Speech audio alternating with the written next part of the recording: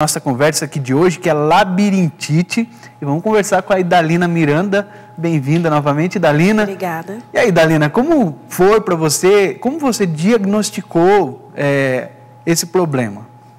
Eu estava numa situação de muito estresse, porque eu estava concluindo a faculdade, fazendo TCC, e eu sentia muito enjoos, e principalmente a vertigem, e aquela coisa de você estar andando para a direita e ter a impressão que está para a esquerda, o corpo não responde, e era isso. E eu ficava muito irritada com a situação, não podia com barulhos, e eu estava dormindo muito mal, e a alimentação totalmente desregrada.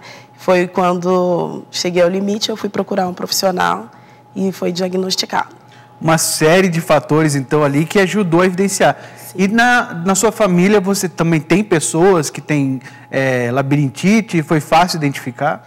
Tenho a minha mãe, e ela faz o tratamento direitinho. Ela toma o remédio todos os dias, e com ela é mais tranquilo. Às vezes ela tem crises, assim, mas é mais controlado. Certo. A Idalina está falando aqui que a mãe dela faz tratamento direitinho. Então eu senti que você não está fazendo tratamento direitinho. É isso mesmo? Não, eu não faço o tratamento. Eu faço quando eu estou em crise, assim. Aí eu vou e tomo remédio. E eu fiz no começo, quando foi diagnosticado. Eu fiz o tratamento direitinho e melhorou na época. Mas atualmente eu tenho crises, assim, às vezes, não é... E eu sinto sintomas, assim, andando, às vezes tem alguma coisa. Quando tem alguma normalidade. Caso contrário, eu acho que eu convivo bem. A Idalina, você leva uma vida normal, né? Você é jornalista, sim, trabalha no seu trabalho, normal o seu trabalho. Sim. E nos momentos de estresse, apenas que você identifica esses sintomas, mas já teve, você falou da época da faculdade, que você estava fazendo TCC, mas já teve algum momento, por exemplo, que você estava andando na rua e teve alguma situação mais complicada ou não? Quando está atacada, por exemplo, eu não consigo ficar em ambientes pequenos, com muitas pessoas falando, porque é como se desse um eco na minha cabeça. E a última crise que eu tive foi na transição. Eu estava mudando de um emprego para o outro, e aí foi uma situação, eu fiquei muito nervosa, assim, aí atacou, aí ficou o zumbido, aquela sensação de vazio na cabeça. Mas é só em casos, assim, extremos. Deve ser bem incômodo, né, esse zumbido, o mal-estar todo, mas que bom que você aprendeu a lidar com esse problema, né, Idalina? Aprendi. Pois é, né? Mas será que saber lidar só é o suficiente, né? E não fazer o tratamento, tomar os remédios, será que isso já é o suficiente? Pois é. Daqui a pouquinho a gente vai também pedir a Idalina, né? O doutor vai aplicar um teste aqui para a gente ver se realmente, né, você que está sentindo esses mesmos sintomas que ela, você tem uma labirintite. Pode ser que não, não é? Então, daqui a pouquinho a gente vai aplicar o teste, viu, Idalina? Você faz o teste com a gente? Faço. Então, tá certo. Mas, doutor, você viu aí o testemunho, né, da Idalina, dizendo assim que ela se adaptou a isso, ela consegue lidar. É o suficiente? Não, não é o suficiente, porque só pontuar alguns termos aqui, né? Labirintite é um termo consagrado, mas não é um termo cientificamente correto. Porque labirintite, teoricamente, seria a inflamação do labirinto, e isso é uma doença de extrema gravidade, uma doença com obituário, com uma fatalidade extremamente alta, que não corresponde à verdade da frequência que a gente encontra na população da labirintite, né? O termo consagrado labirintite. O termo correto seria vestibulopatia periférica ou síndrome do desequilíbrio. Mas como ficou consagrado, a gente trata como labirintite, não adianta tentar corrigir determinadas coisas, já consagrou, né? Observa uma coisa que a Idalina colocou, situações que são muito pontuais. Eu não estava dormindo bem, eu estava com a alimentação desregrada, eu estava ansiosa, eu estava tensa. Então, observa que o labirinto ele é muito sensível a problemas externos, não necessariamente por doenças do labirinto. Ou seja, o labirinto, até em teoria, é um órgão bastante resistente, bastante forte, de difícil... É difícil dar algum tipo de problema interno, mas em compensação ele é muito sensível a alterações externas. É como se Deus quisesse colocar um alerta, né, no organismo da gente, a dizer assim, olha, tem alguma coisa errada, tem que procurar ajuda, tem que ver o que está acontecendo, né? E realmente é muito desagradável, causa um transtorno na vida da pessoa muito grande, pode causar uma limitação na vida do indivíduo muito grande. Imagina um indivíduo que dirige, um indivíduo que tem seu dia a dia, a dona de casa que tem que lavar a roupa, pendurar a roupa no varal, tirar a roupa do tanque, que tem que trabalhar, e num quadro desse de instabilidade gera uma insegurança muito grande. Agora, qual que é a diferença da vertigem e da tontura? Porque a gente está falando sobre isso e, de repente, uma pessoa que tem uma tontura em casa acha que já tem labirintite. Perfeito, muito bem salientado. Assim, nem toda tontura é uma vertigem. A vertigem é um tipo de tontura, que necessariamente é uma tontura rotatória, ou seja, eu tenho a impressão de que algo que eu estou rodando ou que o ambiente está rodando em torno de mim. Então, quando eu tenho uma tontura em que eu tenho sensações rotatórias, seja ela eu rodando ou o ambiente rodando, isso é uma vertigem. E essa vertigem tem uma grande possibilidade de ser uma alteração realmente labiríntica, uma alteração do labirinto. Tá? Agora, existem outras tonturas que são, na verdade, instabilidades, em que o paciente tem mal-estares, às vezes, ligado à hipotensão. Então, por exemplo, hoje é muito comum o paciente idoso tomar muito remédio para pressão e ele vai se baixar para fazer algum serviço em casa, arrumar as compras no armário, e quando se levanta, ele tem aquela sensação de vista escura, um zumbido no ouvido, que vai desfalecer, que vai desmaiar.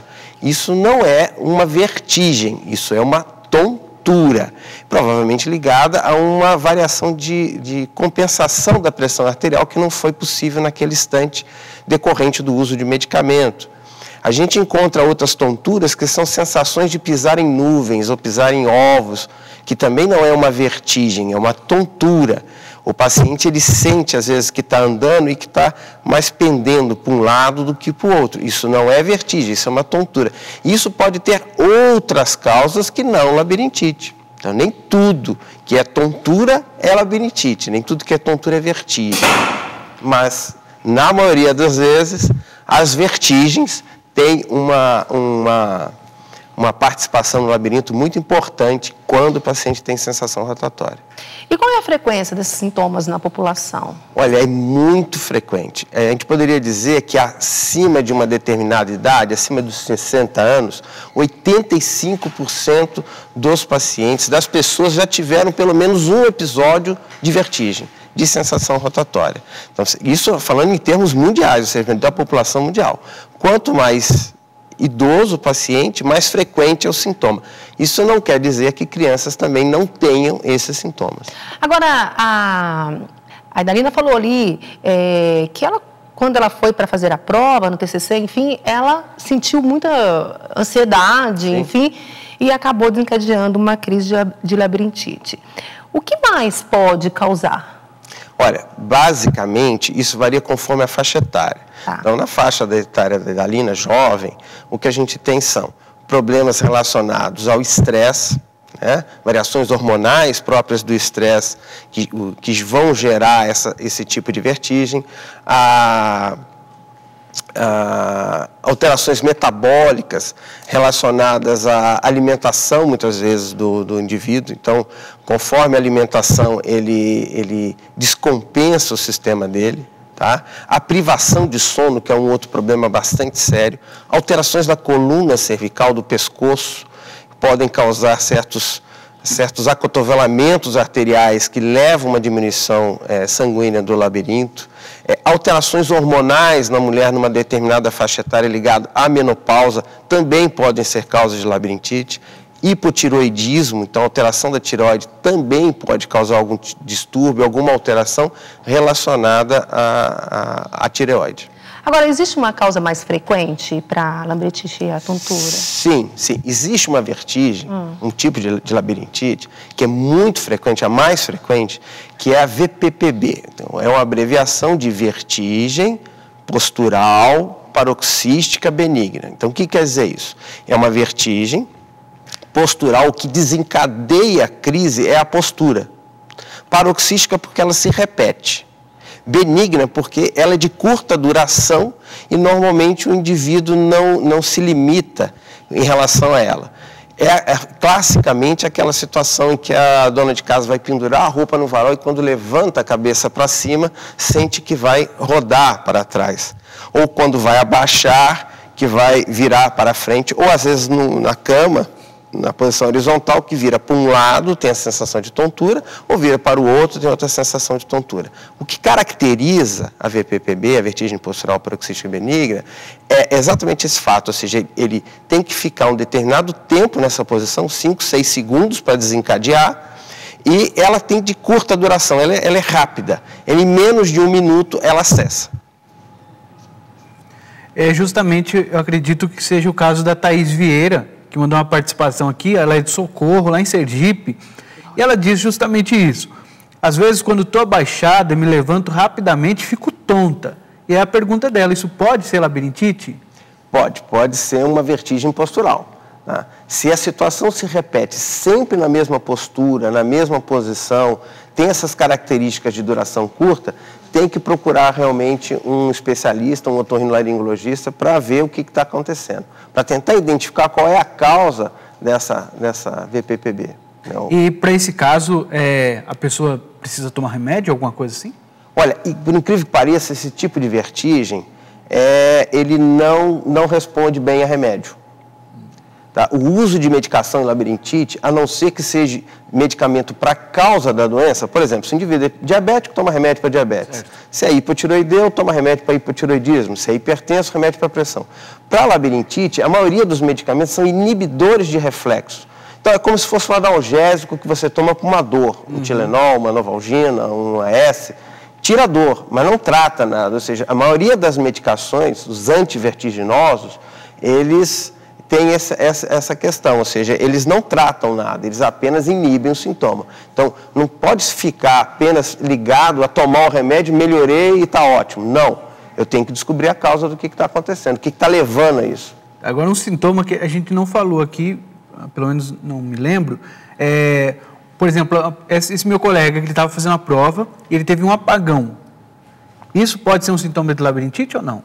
Olha, isso pode ter um componente labiríntico. O sistema labiríntico, tá? O labirinto, que em cada ouvido nós temos um sistema labiríntico gerado por ampolas, ele é ligado ao sistema límbico no cérebro, que é o sistema das emoções. Então, o que ocorre? Conforme a carga emotiva do indivíduo, a carga de estresse que o indivíduo tem, isso vai levar a um descontrole do sistema labiríntico. E ele pode ter sintomas, tontura, náusea, relacionadas a isso. Mas a causa provavelmente é o estresse. Pois é, a gente resolveu então fazer um teste aqui dentro dos nossos estúdios para tentar identificar. É claro que você vai procurar o profissional que ele, de fato, é que vai identificar. Mas pode ser algumas pistas, né, doutor? Sim. Vamos chamar a Idalina aqui de volta, então, né, para a gente mostrar quais são os testes ou o teste que a gente pode fazer em casa para você já procurar a ajuda do profissional. Idalina, vou pedir para você tirar o sapato um pouquinho.